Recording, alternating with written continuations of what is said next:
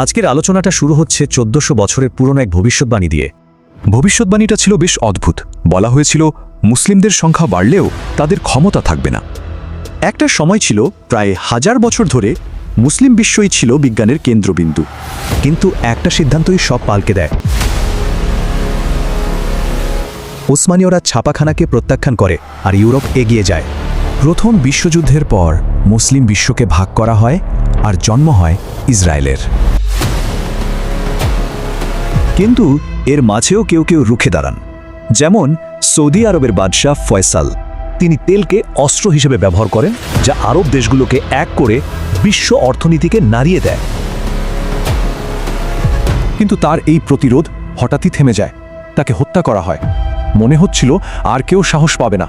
কিন্তু মাত্র 4 বছর পর ইরান থেকে উঠে এলেন আরেকজন নেতা, আয়াতুল্লাহ খোমেনি। খোমেনির লক্ষ্য ছিল পরিষ্কার, আমেরিকার প্রভাব থেকে মুক্ত এক নতুন ইরান গড়া। এর ফল ছিল ভয়াবহ।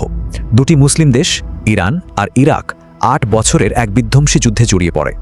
এই যুদ্ধের মধ্যেই খোমেনির ছাত্র আলী খামেনি ধীরে ধীরে ক্ষমতার কেন্দ্রে চলে আসেন।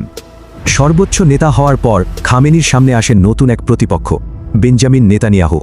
সূত্র মতে নেতানিয়াহুর কৌশলটা ছিল 3 ধাপের। প্রথমে ইরাক, তারপর ইরানের বিরুদ্ধে একই কৌশল। এই কৌশলের প্রথম শিকার হয় ইরাক। পারমাণবিক বোমার মিথ্যা অভিযোগে দেশটিতে হামলা চালানো হয়। এরপর টার্গেট হয় ইরান, কিন্তু খামেনি পারমাণবিক অস্ত্রকে হারাম ঘোষণা করে পরিস্থিতি পাল্টে দেন। এরপর সূত্রটি এক কাল্পনিক কিন্তু ভয়াবহ পরিণতির কথা বলে, ইরানের ওপর এক বিশাল আক্রমণ। ভাবুন একবার, প্রায় 200 ইসরায়েলি যুদ্ধবিমান একসাথে তেহরানের আকাশে হানা দিচ্ছে। তাদের অস্ত্র বাংকার বাস্টার মিসাইল, যা মাটির অনেক গভীরেও আঘাত হানতে পারে। আর তাদের লক্ষ্য খামেনির গোপন বাংকার। 40 বছরের শাসনের অবসান ঘটিয়ে তাকে হত্যা করা হয়। আর ঠিক তখনই নাকি সেই 1400 বছরের পুরনো ভবিষ্যৎবাণী সত্যি হবে, এমনই দাবি করা হয়।